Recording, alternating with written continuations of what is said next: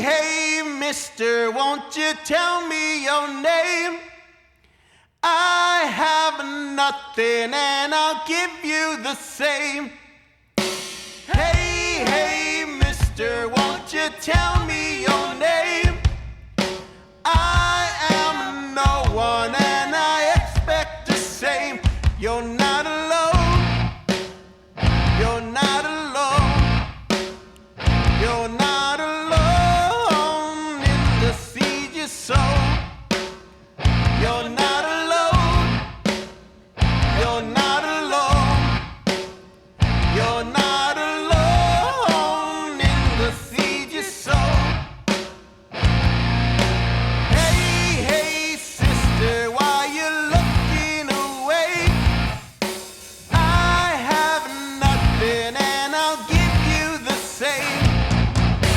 Hey, hey, sister, why you walking away? I am no one and I expect the same. You're not alone.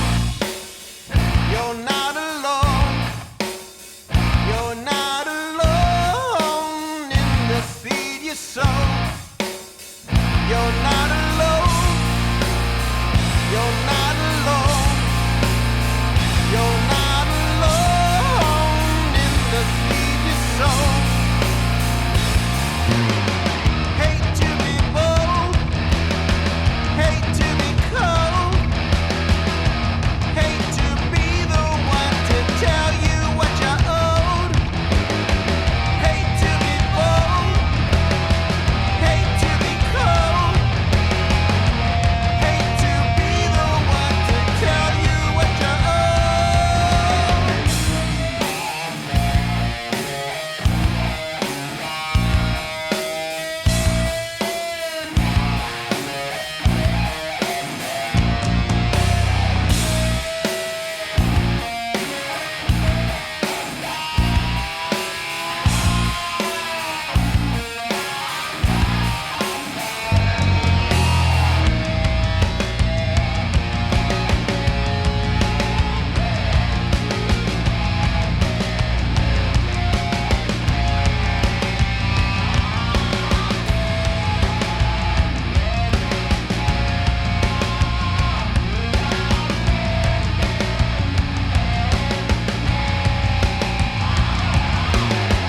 Hate to be bold, hate to be cold, hate to be the one to tell you what you owed.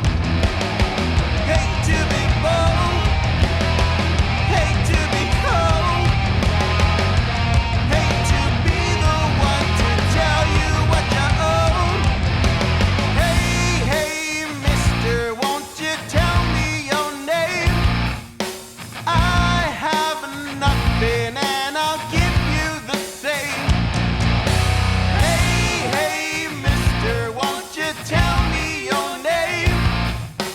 I am no one and I expect the same. You're not alone. You're not alone.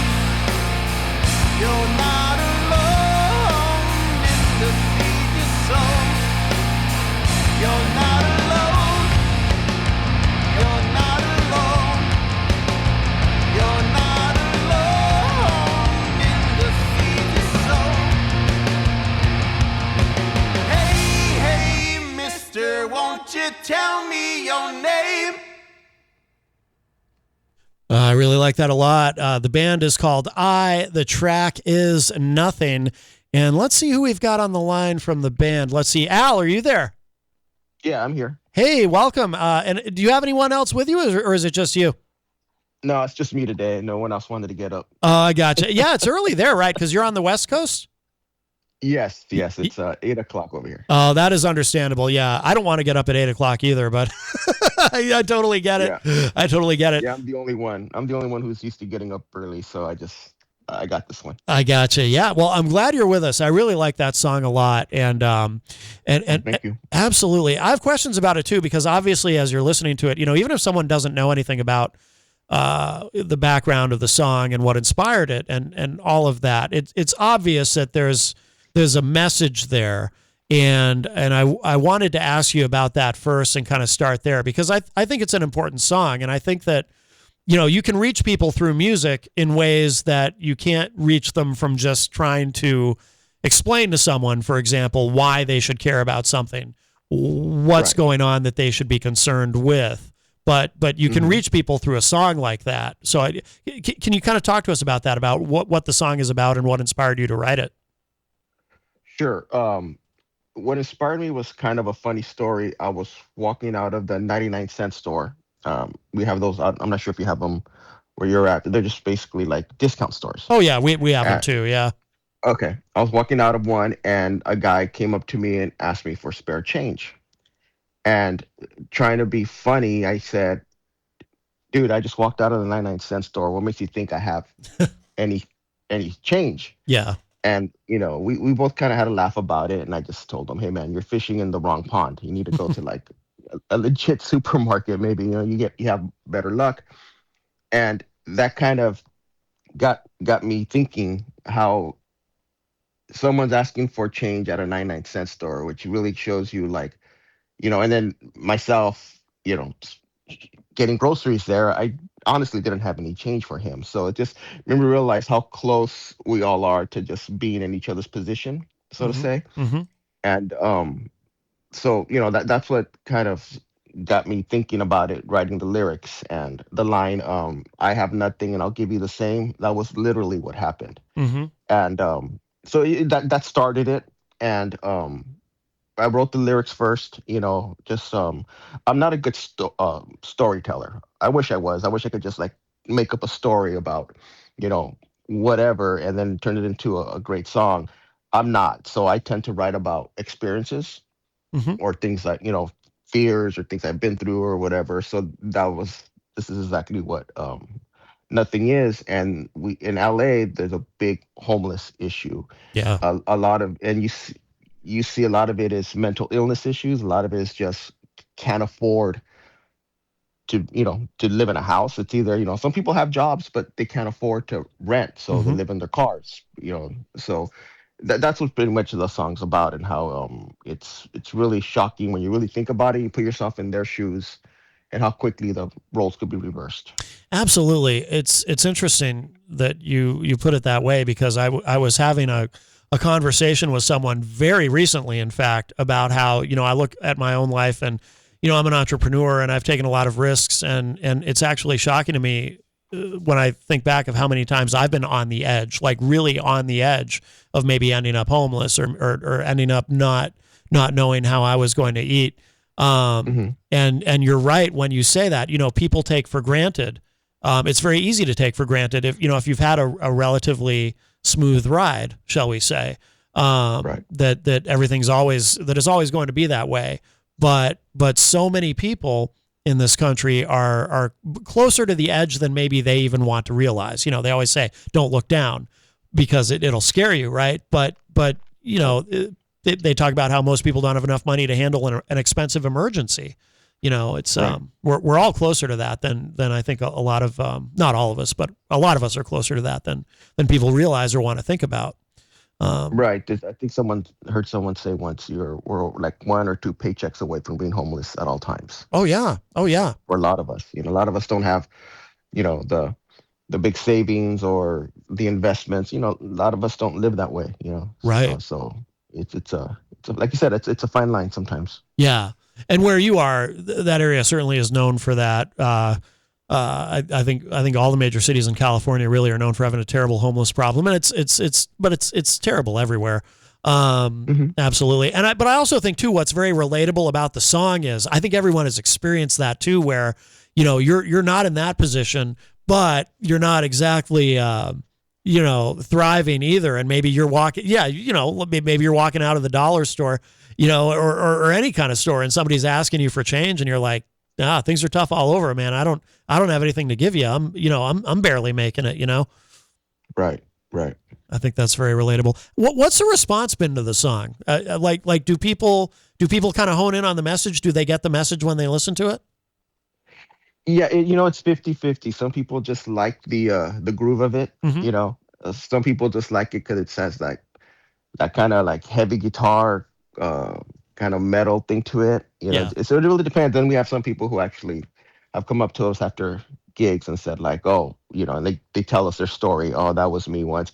The first time we played it, I try to be clever and I got like I found a pizza box outside and I cut the pizza box and I wrote, we'll work for food, just, and I stood there holding it, trying to be, a little dramatic during the gig. Sure. And I just threw it away after I just chucked it, and after the show, some guy came up with it and said like, I'm gonna hold this because that song really spoke to me. I'm gonna keep this. Could you guys sign it? And Wow. it was strange. We were just like, yeah, sure. And and he told us a similar story. I was homeless and I was addicted, and I held these signs in the corner. I just happened to be here with friends. Saw you guys. They didn't even come to see us. They were just happened to be there, and so it's mixed. People like it for different reasons, but there are some people who actually do listen to the lyrics, and Hmm. other people just like to shake their ass and listen to a groove. Sure, sure. I also like the kind of the empathy behind it, because that's something that I think is lacking for a lot of people when they, again, if you've always had a smooth ride and you don't know any better, you might not know that there could be a cliff somewhere. A lot of people, they like to look down on homeless people, or unhoused, I guess is the term that we use now. And it's something that a lot of people don't realize is there's a large, I don't know the numbers offhand, but there's estimated to be a large percentage of homeless people who are actually veterans, who are people who are, Yes. not to get political with it, but it is worth pointing out, people who were let down by this country and are terribly broken system in terms of taking care of our veterans who have fallen through the Right. cracks. And so, Yes. I always tell people, because there are people of a certain political persuasion who tend to be the ones who are most likely to go out of their way to disparage homeless people or unhoused people. And I always like to point out, when you do that, you might be treating a veteran that way, so, Right. the people who They're like the to, reason you're able to make the money you're making is because they put their life on the line at one point or another. exactly, 100%. And, and we just let them fall through the cracks. We should mention the video too, right? There's a music video for Nothing.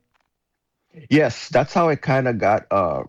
Originally, we released that song before we signed with Sode Records. We just kind of released our own songs. Yeah. So we had like an EP of 4 songs that we released on our own, and that was one of the songs. So what we decided to do is we started releasing songs under Sode, so they give it the push the songs deserve. So we can't re-release the songs as singles again because they're already put out there, but we were able to put them out as videos, Hmm. so it kind of refreshes the song and then gives the label an opportunity to push the song Mm-hmm. as as a video and the song itself, and not just a single. So that's our little loophole we found to be able to push songs we recorded earlier. That's a great strategy. How long ago was Nothing actually recorded originally? About 3, maybe 4 years ago, Oh, give or okay. take. Yeah. Okay. It's got, the sound though and the vibe of it are pretty timeless. It's not like, you know what I mean, which is good. It's got kind of I feel like it's got kind of a grunge vibe to it in terms of the production. I don't know if that's what you were going for, but that's sort of what I hear when I listen to it.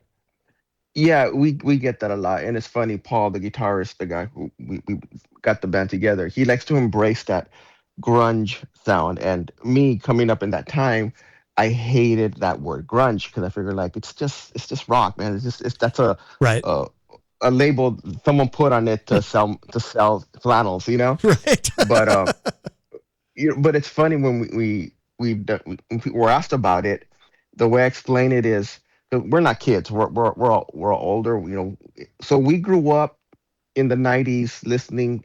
I'm just take it back. We grew up as kids listening to the same bands that the guys did in the '90s. So Hmm. we grew up listening to Sabbath and Zeppelin and Deep Purple and bands the Pixies, bands like that from the '70s.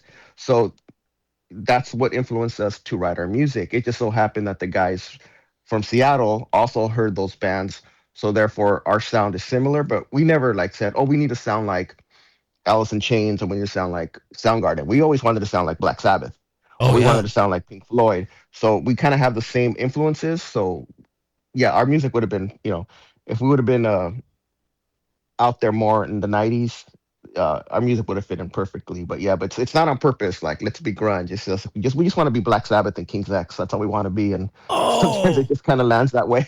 King's X. Yes. Yes. And I can hear that in that it didn't occur to me until you said it, but I can hear Yeah, that. I love King's X, as you might be able to tell from my reaction. yeah. And I'm a bass player, so Doug Pinnick is one of my heroes. Oh, Um, we just supported them at the Whiskey a couple of weeks ago. oh my God, So really? yeah, yeah, it was great. We've been trying to get on that gig for years.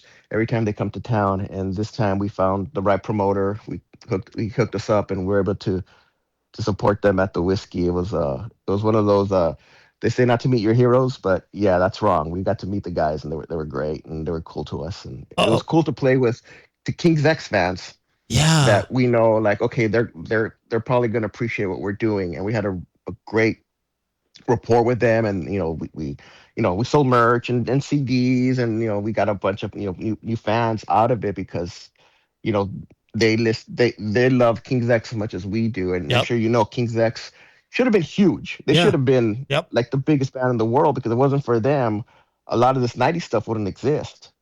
Agreed.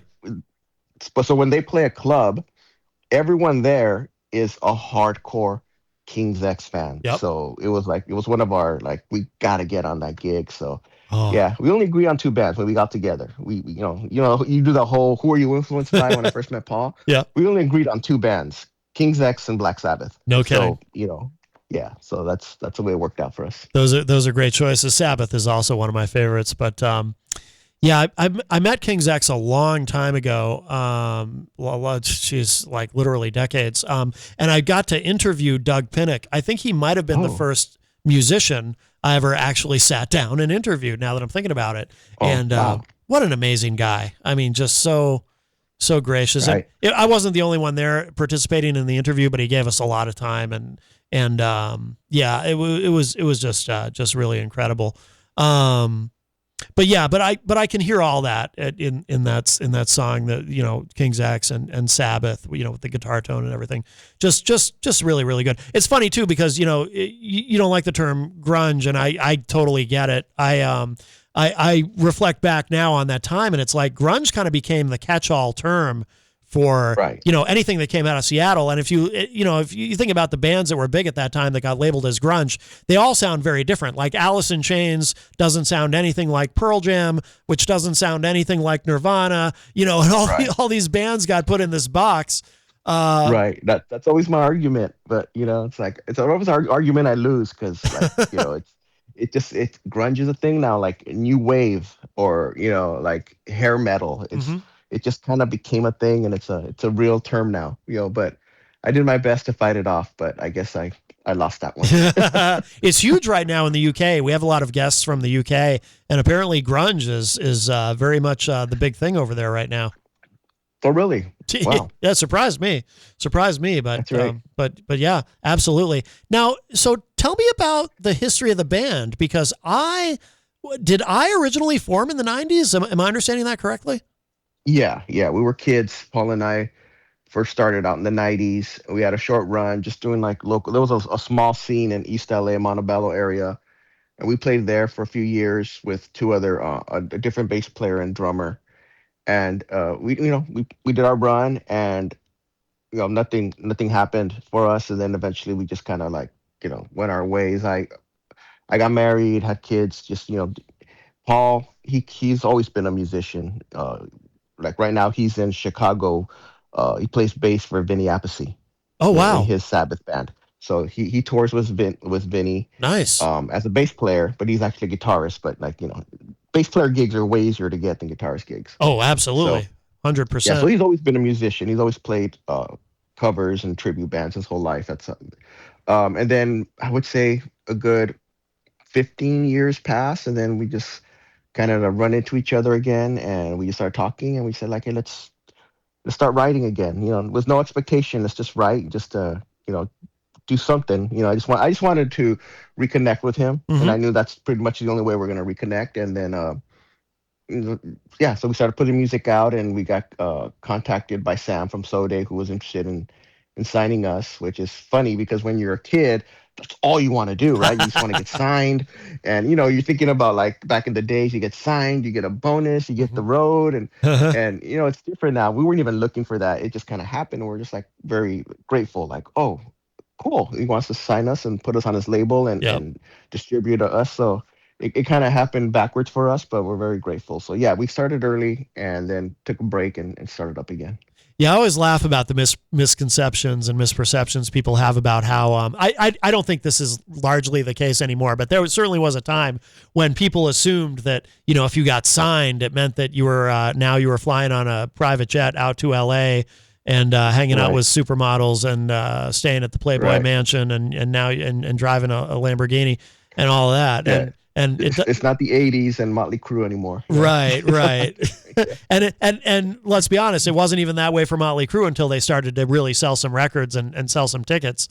Right. It's not, people think, oh, you get signed and you're suddenly rich. It's like, no, and you have to explain things like recoupment and all of this. It's the Yeah. economics of it There's are much tougher than people realize.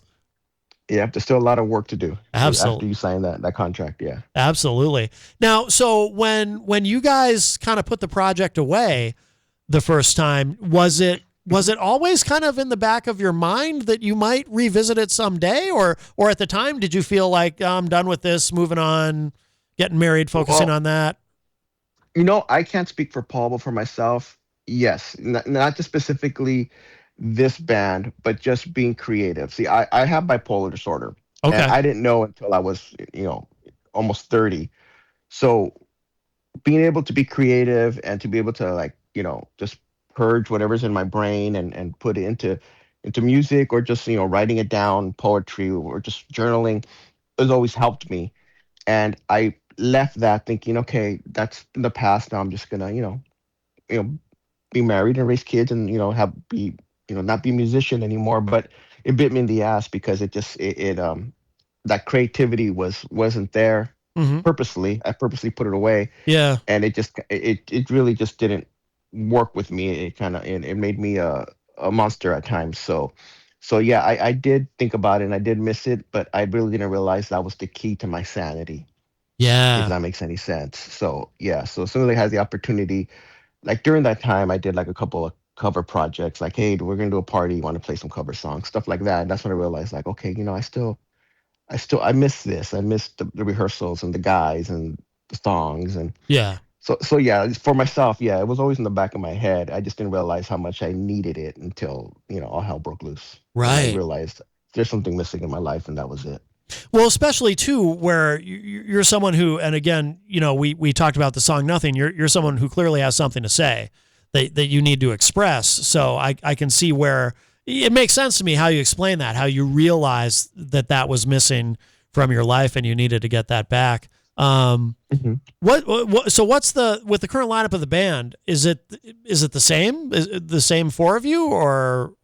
No, no, it's just Paul and I are the originals, and then we David, the drummer, is actually Paul's nephew, who at the time when we were getting back together, he didn't have any project at the time, so he just kind of sat in with us, and it just kind of clicked. So we just kind of said, well, guess what? You're playing with us too. You know what I mean? Because he's a lot younger than us. He's like in his late 20s or maybe might be 30 by now. Okay. And then Paulie, the bass player, he's someone that Paul's known for a long time and played in a lot of bands with back in the day.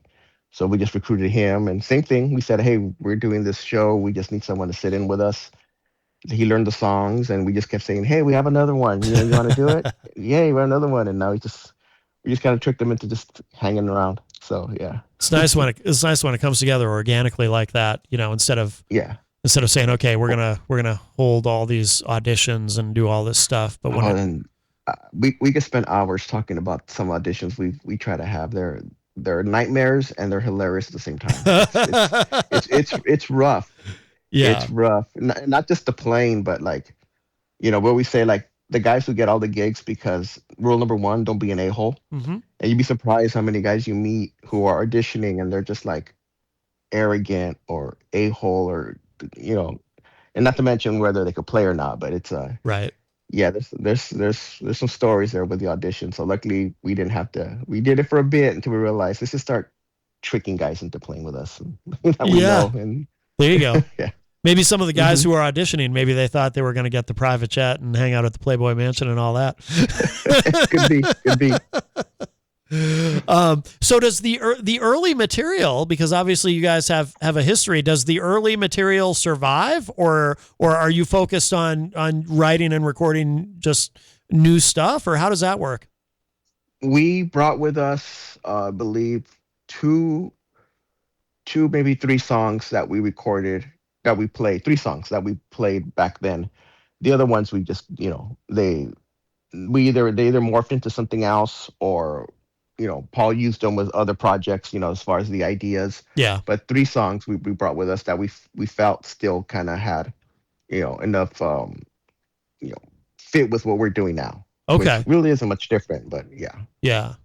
And then, what is the plan for these? I mean, are you going to continue to release singles, or will these coalesce into an EP or an album, or what's kind of your strategy? Yes. So our next release is the 13th of August, and that'll be our new single, Circle, but it'll be released in an album because we have enough. We released a bunch of singles now, so we're gonna combine them into an album. Okay. So the album's gonna drop on the 13th, and it will have the new single Circle on it. Oh, wonderful. And you did send us that one, which we're going to play at the end of our conversation, so our listeners can get a sneak peek. Has this been played anywhere on the radio before? Circle? No, we've played it. We Ooh. played it live a couple times, or actually just once. We just played it once at the King's X because we had to do some rewrites on it. So the way it is, the way we recorded it, we only played it at the King's X show. And, Oh, But no, it wow. hasn't been played anywhere. Oh, wow. So this will be a world radio premiere. I love it. I love it. There you go. I like that. I'll put that on our website. World radio premiere. Please do. Please do. No, we love to get to do those. That's great. I'm very honored that you sent us that. Then I didn't realize it wasn't coming out until August. That's fantastic, and it's a great track. I really like it a lot. Thank you. Absolutely. So I haven't asked you the most obvious question yet. Where does the name come from? Okay, so when we were coming up with band names, I came up but we wanted to do it in a way that said, in this big scheme of life, we're not that important. Mm-hmm. We think we are, but we're not that important. So when you read or write the word I, it's always capital because you're talking about yourself. Yeah. So we figured we're just gonna make it, lowercase I, Mm-hmm. and just to, at least for our entertainment, it just tells us hey, we're not that important. Right. We're in, there's bigger things to worry about than us. So we just went with a lowercase I. Okay. Interesting. And I like the and it is lowercase, and then I see the image of the is it your official logo, the I in front of the hand? Is that no, the original logo is just the I. Okay. The hand that's my wife's hand. Oh. She yes, we if you have a minute, we had some cancer scares with her. She had a rare tumor in her kidney called a pheo. We call it a pheo, but I forgot what the full name is. Okay. So there was times where we didn't know if we were going to have her around, and when she had her surgery, it was during COVID. So the day I dropped her off at the hospital, I couldn't go inside with her, and wow. Yeah. she had a 50-50 chance on the table. So I didn't know if that was the last time I was ever going to see her. So it was a lot of stress. So luckily, she made it through and stuff. So I just had this thing where I wanted to get her hand tattooed on me somewhere. So I had her do the whole paint on a piece of paper. And wow. Something just kind of clicked. And I'm like, I'm going to put the I right in the middle of it and use it as a logo. And actually, when we play our gigs, I have a shirt that has her hand with the I on it and stuff like that too. So it's the official logo is just the I, but the hand's been very popular. So we're probably going to roll with that for a while. Yeah, I like it. No, it's a cool image, and thank you for sharing the story behind it. And so how is she now at this point? Is she good? Yeah, she's good. I mean, good. It's one of those, the tumor being on her adrenal gland. I mean, I said kidney. I apologize. Her adrenal gland wreaked havoc in her body because it was constantly releasing adrenaline. So they removed the tumor and the adrenal gland. So now she's running on one adrenal gland. Okay. So, so it's been a couple years, but it's still like, her body's getting used to having only one adrenal gland. So some days, good days, bad days, and the bad days usually like fatigue, but Yeah. she's doing good. Good. Thank Good. you Glad to hear that. Yeah. Yeah. That's a very scary thing. Now the track Circle, will there be a video for this as well? Eventually, yeah. Yeah. We haven't talked about it yet, and but that video, it should be fun because the whole song revolves around Plato's cave. I don't know if you're familiar with that one. No. So it's kind of yeah, it's Plato has a lot of Plato's cave is the whole theory of they you're stuck in a cave and your captors put like little like say like a little symbol of a horse or like a soldier, and then they put a fire behind it, so it makes a shadow on the wall of a soldier and things you fear. So you're stuck in this cave because of these shadows, not realizing if you just turn around, you're gonna realize it's not a real soldier. It's just a little stand with the reflection on it. Yeah. So that's the whole Plato's cave thing. So Oh. so I'm thinking that should be a pretty fun video to make. Plato's not around anymore, so I don't think we'll get sued. But Right. Yeah, it's probably okay to use his intellectual property. yeah. No, that's great. I love the concept. Oh, that's really Yeah. cool. That's really cool. Yeah, that should be a fun one to make. And then what's the obviously you mentioned Paul is very busy, obviously, but I mean, what is the live situation like going forward? Do you have more shows coming up? Are you going to be touring, or do you have to wait for him to get back, or how does that work? Well, he's only gone for like a week at a time, so Oh. it's not that yeah. Vinny doesn't just go on the road for Yeah. for he goes off for a week. Does Okay. the shows. We have nothing scheduled now. Like I said, we just put all our eggs into the King's X show. We were just like really hyped up about that one. So right now we have nothing set. We're going back in the studio to next week to work on two more singles to put out. We try to be very busy, so it keeps us focused. Mhm. We asked Sam from the label, like, hey, give us 5 dates next year, and he'll give us 5 dates, so we know like there's our carrot. That's what we got to do. Mm-hmm. So our main focus is delivering songs or videos to the label, and in between we go like, hey, let's do a gig. So we have a few places we play often, but right now we have there's nothing on the books right now. But Okay. if when there is, it'll be all over our socials and our website for sure. Okay. Outstanding. And like I said, we'll let you go in a moment and we'll hit that track Circle. But where's the best place for people to go online to keep up with everything that the band I is doing? If you want like a one-stop stop, it's our website, which is ibandofficial1.com. Okay. And that has all the links to all our socials, our IG, our Facebook, our YouTube. We have a lot of videos on YouTube live, and also regular videos on there. Yeah. So that's like go there and you can find everything. But also if you just want to go straight to our IG, that's ibandofficial1 at IG. And if you like Facebook, it's ibandofficial on Facebook. Okay. Outstanding. Well, Al Granados from the band I, thank you so much for joining us. We're going to hit that track Circle. And I encourage everyone to check out after the show, go to YouTube, check out the video for Nothing. It's really cool, and it's an important subject. So I really like that song a lot too. But Al, thank you so much for joining us today, and we'll definitely do it again in the future as you're releasing new music. We'd love to have you back, and really like the band a lot. So we will definitely do this again. Great, thank you for having me. This was fun. All right, Al, thank you. Take care. Bye-bye. Bye-bye. All right, that is Al Granados from the band I, and right now, because this isn't coming out until sometime in August, but you'll hear it here first. The world radio premiere of the new track from I. This is called Circle. You are listening to WMNH 95.3. World premiere.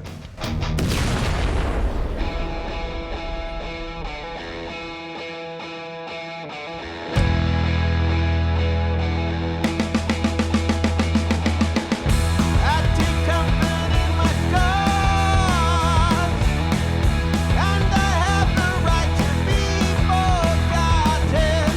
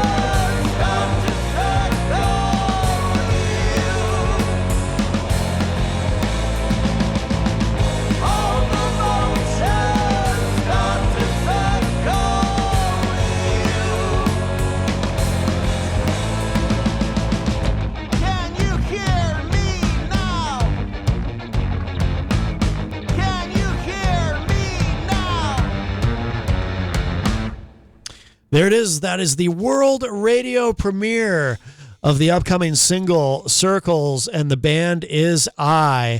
And thank you again to Al Granados for joining us today on the show. Really enjoyed talking with him. And he just paid me a very nice compliment on WhatsApp. So Al, if you're still listening, I appreciate that too. He said he enjoyed it. So welcome everybody. This is Matt Connarton Unleashed, and we are live from the studios of WMNH 95.3 FM in glorious Manchester, New Hampshire. And of course, you can stream the show from anywhere. Go to mattconnarton.com/unleashed for a full list, an updated menu of live streaming options, if you will. And of course, don't forget our new site, mattconnartonunleashed.com, which has the full archive of the show, and it is searchable. So if you're looking for a specific guest or a specific day, you can find that there. So, let's see. Well, it's been quite a show so far, but I think we do have a little bit of time left. We should maybe do some quick music industry news.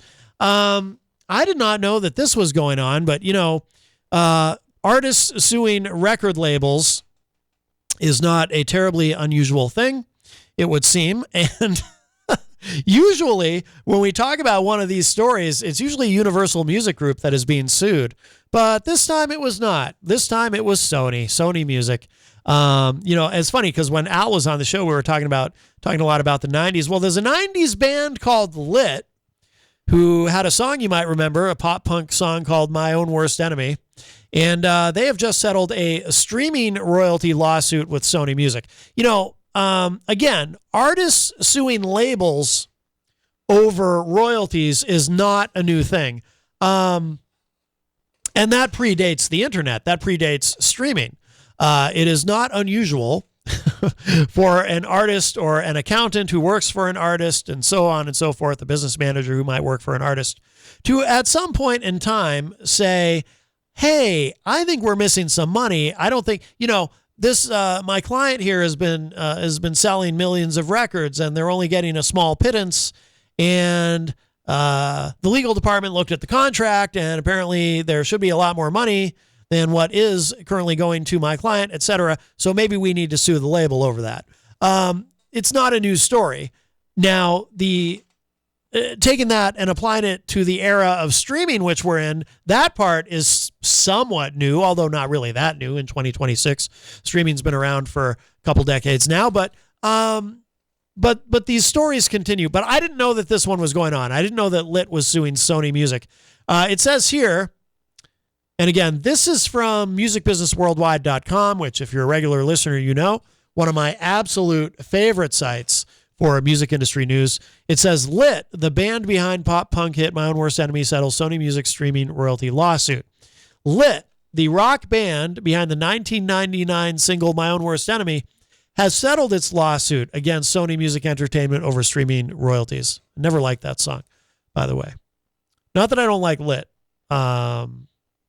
They're fine. I just don't like that song.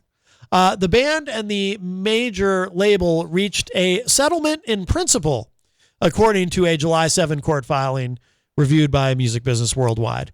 Neither Lit nor Sony has disclosed the terms, and a written agreement is still being finalized. U.S. District Court John P. Cronin closed the case on Tuesday after being notified of the deal, which was first reported by Billboard.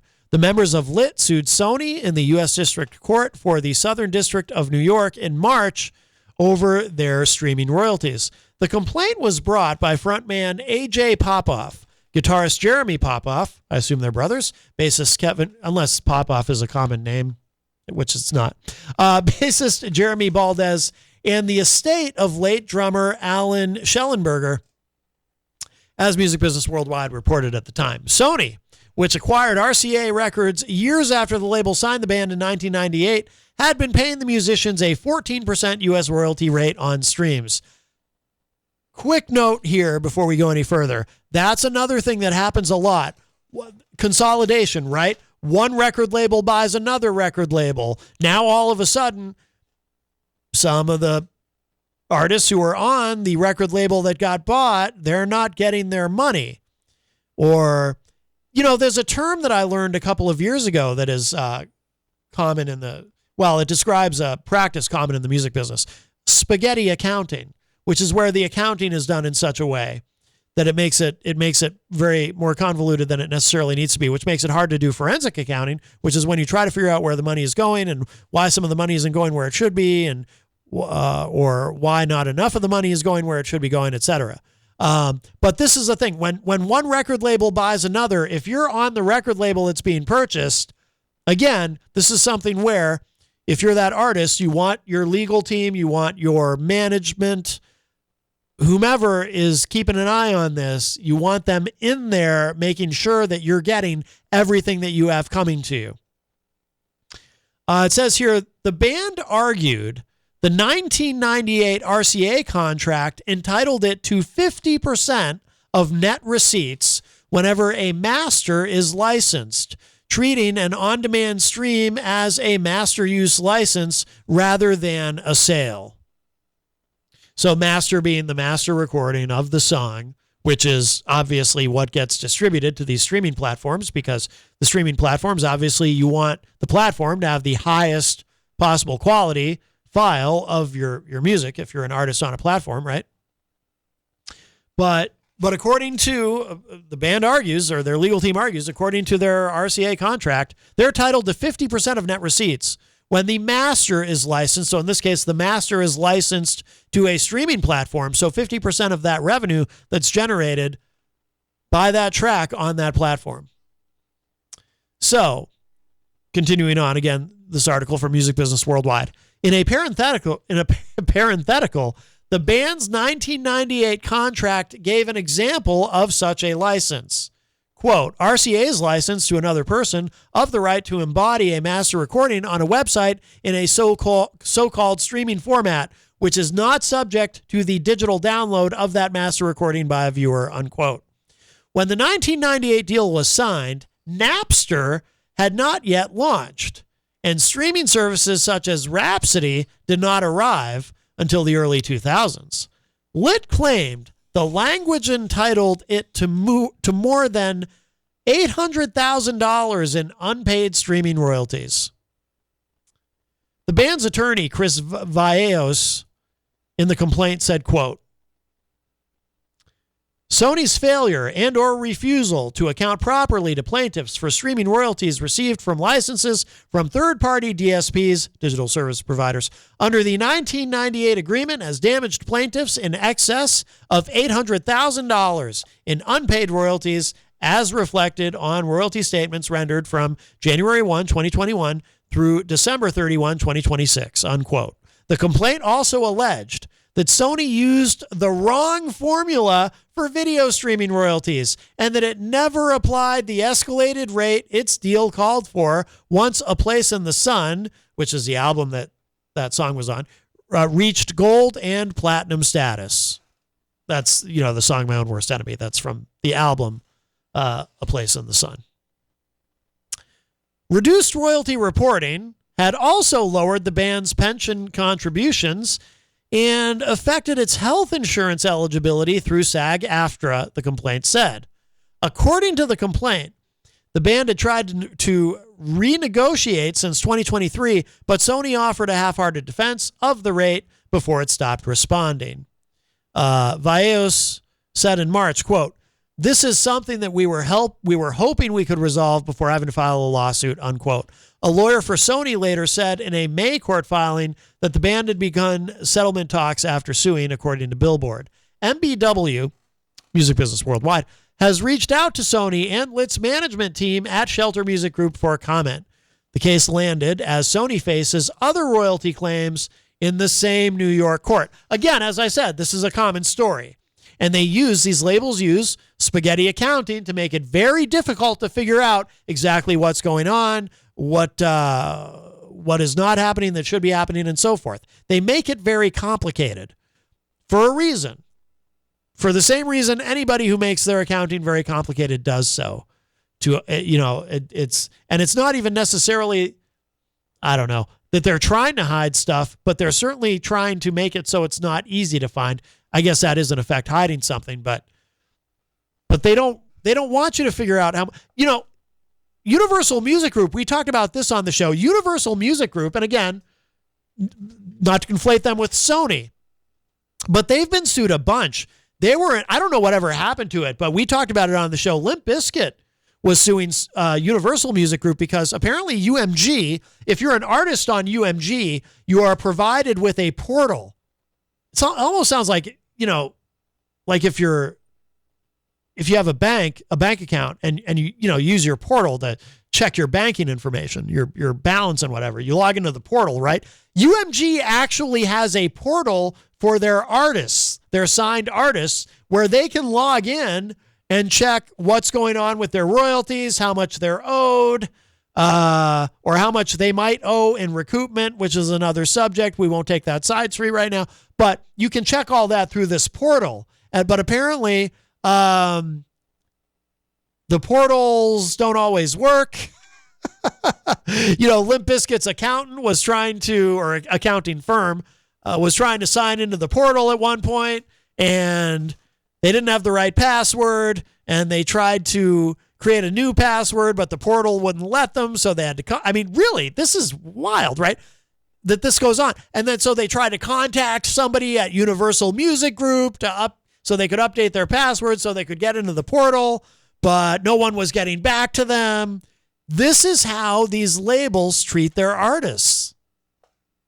It's just a fact. This is how these artists are treated. And you can say, well, I don't really care how somebody who's rich and famous is treated by their record label. What's it matter? They're rich and famous. So what?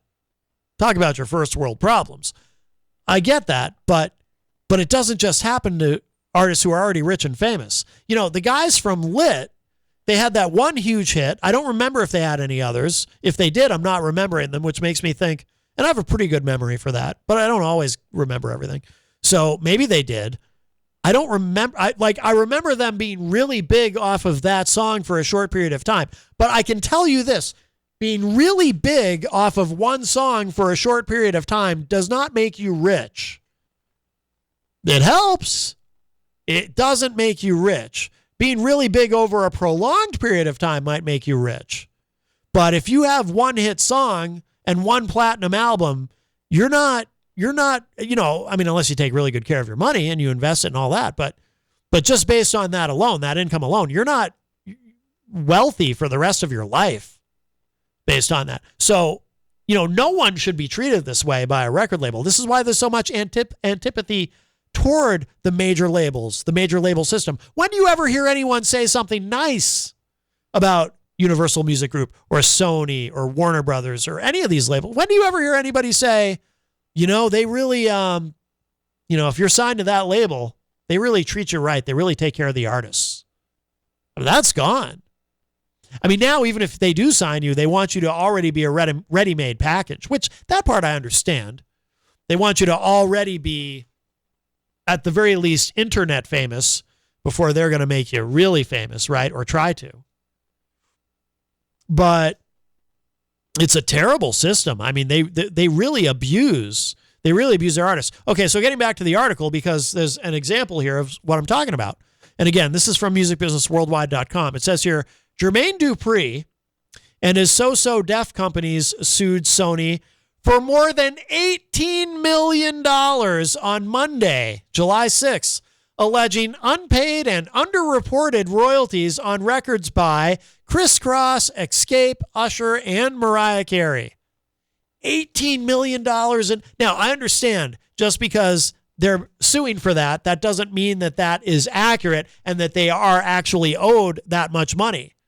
But it wouldn't shock me.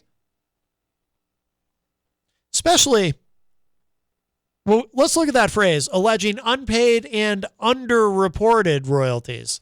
That's part of how, and again, that plays into the spaghetti accounting, underreported. In other words, some royalties are reported, but some are not. Why would you do that? Well, if you report enough royalties and you pay out enough in royalties, maybe no one gets suspicious. Maybe no one starts asking questions. Maybe no one says, let's look at the books and figure out if we're actually getting all that we're supposed to, because we probably are, because we're getting money. But what if you're actually owed more money? So, they're not just going to forget to pay you. They're going to pay you something. They might just not pay you everything that you're owed. Because as long as they pay you something, maybe you won't start snooping around. Because if you hire a forensic accounting firm and you start snooping around, you're going to find out that you're owed a lot more than what they are telling you that you're owed. So that suit is for $18 million. It says here, that suit is active, and Sony has said the parties were attempting to resolve the accounting dispute before Dupree went to court. Sony has settled similar claims before. The company reached a settlement in 2018 with 19 recordings. The record label behind American Idol alumni, including Kelly Clarkson and Carrie Underwood, which had accused Sony of underpaying streaming royalties by accounting for streams as sales rather than licenses. In 2020, Sony agreed to pay $12.7 million to settle a class action brought by the estate of 1950 singer Rick Nelson over royalties on foreign streaming revenue. Such disputes have become more common as legacy artists challenge how labels calculate streaming royalties under contracts signed before Spotify. Lit continues to tour with dates booked across 2026. My Own Worst Enemy has drawn more than 580 million streams on Spotify. According to the band's complaint, it spent 11 weeks at number one on Billboard's alternative airplay chart. The band's 1999 album, A Place in the Sun, was certified platinum in the U.S. Lit released its most recent album, Tastes Like Gold, in 2022. The dismissal gives the parties 45 days to restore the case if the written settlement is not completed. Yeah, and again, they probably need that money. The band probably needs that money. One platinum album, one big hit song, that does not make you rich. You're not set for life based on that. I promise you're not. It's like, we kind of were talking about that a little bit with Al from the band I when we were talking during our conversation about, people have misconceptions and misperceptions about how this all works. They think you get signed and now you're famous and you're rich. And, you can be very famous and be broke. It happened to TLC when they released their album Crazy Sexy Cool in the late 90s. They were triple platinum and they were broke because of the way their record deal was structured. They had no money. And they'd sold 3 million copies of that album on the strength of singles like Creep and Waterfalls and all that. I mean, it's the system is all, look, this is true in life in general, right? The system is always against you. You got to fight for every little crumb because the system is always trying to screw you in some way. In this case, it happens to be the major label system of these record companies, but they're always trying to screw somebody over. And they'll do whatever they can get away with. Okay, really quickly, because Spotify did come up. We're almost out of time. I want to hit this really fast, though. This is from digitalmusicnews.com. Again, another one of my favorite sites for this stuff. Spotify has invested more than $1 billion on podcasting. I think most of that money went to Joe Rogan. So why can't it beat YouTube? This is interesting to me. And by the way, you can find this show on Spotify. We upload it to Spotify. It's on YouTube, etc. But I'm not making any, Spotify hasn't given me a big contract. They didn't back a Brinks truck up to my home like they did Joe Rogan. But anyway, I'm not bitter. YouTube continues to steamroll Spotify in the podcasting game, despite the latter's $1 billion investment in the medium over the last few years. By the way, off the top of my head, my gut reaction, people really like the video component rather than just listening to audio, more and more so all the time. Spotify, it's just audio. YouTube, you can watch the video. It says here, YouTube has, unsurprisingly, been the dominating force in the video content space for years, but it's also the leader in the podcast space in a major way. New data from Edison Research shows the Google-owned platform has now overtaken Spotify in the UK as the most popular space for video podcast consumption. According to the data, 29% of weekly British podcast listeners age 15 plus chose YouTube as the service they most use to consume podcasts. Notably, 28% choose Spotify, so it's still fairly neck and neck. By the way, all the podcasts I listen to, I just go to YouTube. That's my, so I get it. It says here, however, the news still comes as a significant blow to Spotify, which has been investing millions in its podcasting and video infrastructure over the past several years. That includes a partnership with Netflix and buying up podcasting platforms like The Ringer, Gimlet Media, Anchor, Parcast, and the advertising publishing infrastructure network Megaphone. Spotify has also secured exclusivity deals with big names in the podcasting space, which have included Joe Rogan. I'm not going to get into all the numbers. Alex Cooper, Prince Harry and Meghan Markle. I guess if you're an Anglophile, you want that content, I guess. But Spotify founder and then CEO Daniel Ek noted that the company's expensive deals were a drag on margins, which led to a pivot in strategy and resulted in cost cutting and a slew of canceled shows and layoffs. That also put the kibosh on Spotify's strategy of cutting exclusive deals with big name podcasters. By late 2024, YouTube was already the go-to destination for podcasts, at least for the majority of Americans, according to Edison. In October of that year, Edison reported that 31% of weekly podcast listeners aged 13 and up chose YouTube as the service they most listened to for podcasts.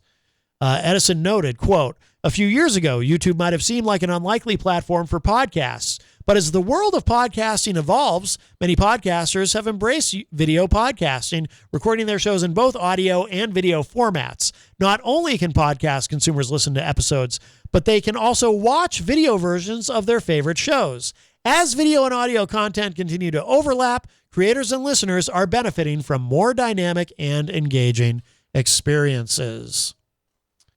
Just a little more here. It says, despite injecting over $1 billion into podcasting, Spotify remains at a disadvantage as podcasting continues to evolve into a video-forward format.